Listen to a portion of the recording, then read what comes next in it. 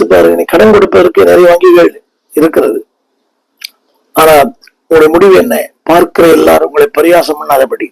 அடுத்த வார்த்தை, சிறுக விதைக்கிறவன் சிறுக அறுப்பான், பெருகு விதைக்கிறவன் பெருக அறுப்பான். முதல்ல சிறுக, சின்ன ஸ்டார்ட் வித் ஸ்மால் திங்ஸ். சின்ன காரியங்கள் ஆரம்பிங்க. ஊழியங்கள் சிறிதா இருக்கட்டும்.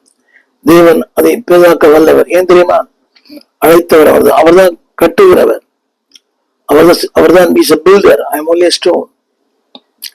எனக்கு அவர் தேவை, அவருக்கு நான் தேவை. இதுதான் பேர்ல சொன்னார். பேதுருக்கு மீன் தேவை, ஆனால் ஆண்டவருக்கு பேதுரு தேவை. புரிய நினைக்கிறவங்களுக்கு, எனக்கு மீன் தேவை, ஆனால் ஆண்டவருக்கு நான் தேவை. அவர் தேவை நீங்க சந்தித்தால் உங்கள் தேவை சந்திப்பார். கடைசியா சொல்ல முடிக்க விரும்புகிறேன்.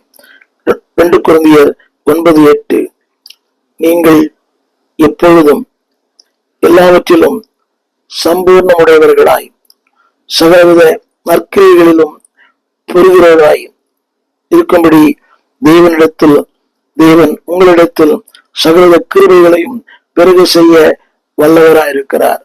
திரும்ப படிக்கிறேன். எல்லாவற்றிலேயும், செல்லும் செலவை கணக்கு பார்க்கும் போது எல்லாவற்றிலேயும். 2வது, எப்பொழுதும் சம்பூர்ணமுடையவர்களாய் சகலவித நற்கிரியைகளிலும் பெறுகிறவர்களாய். வேதம் சொல்கிறது, தேவன் உங்களிடத்தில், நன்றாக கவனிக்க வேண்டும், உங்களிடத்தில், இன் யூ, த்ரூ யூ, உங்களிடத்தில் உங்கள் மூலமாய் சகலவித கிருபைகளையும் பெருக செய்ய வல்லவராயிருக்கிறார். ஏன் தெரியுமா? அவர் பெருக்கத்தின் ஆண்டவர். நீங்கள் செல்லும் சிலை கணக்கு பார்க்கும் போது கடைசியாக அந்த வசனம் சொல்லுகிறது, நீங்கள் செல்லும் சிலை கணக்கு பார்க்கும் போது உங்கள் நீதி என்றென்றைக்கும் நிலைநிற்கும். 2 கொரிந்தியர் 9:9. உங்கள் நீதி என்றென்றைக்கும் நிலைநிற்கும். என்னை கேட்டுக்கொண்டிருக்கிற அன்பு தேவ பிள்ளையே, ஒரு கட்ட மனதாக இருந்தால் அது எது வேண்டுமா இருக்கலாம். வாழ்க்கையா இருக்கலாம், படிப்பா இருக்கலாம்.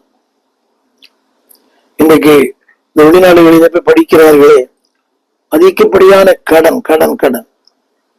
அந்த கடனை திருப்பி செலுத்துவது கடைசியில பெற்றோர்களாக இருக்கணும். படிக்கிறது தவறல்ல. நீங்கள் பார்க்கிற எல்லாரும் உங்களை பரியாசம் பண்ண தொடங்குவார்கள். ஆனால் தேவனிடத்துல உங்களை எப்படி வைக்க விரும்புகிறார்? நீங்கள் உங்களை பெருக செய்ய, சம்பூர்ணமடைய, நற்கிரிகளில, சகல கிருபைகளில பெருக செய்ய வல்லவராக இருக்கிறார். கரெக்ட்.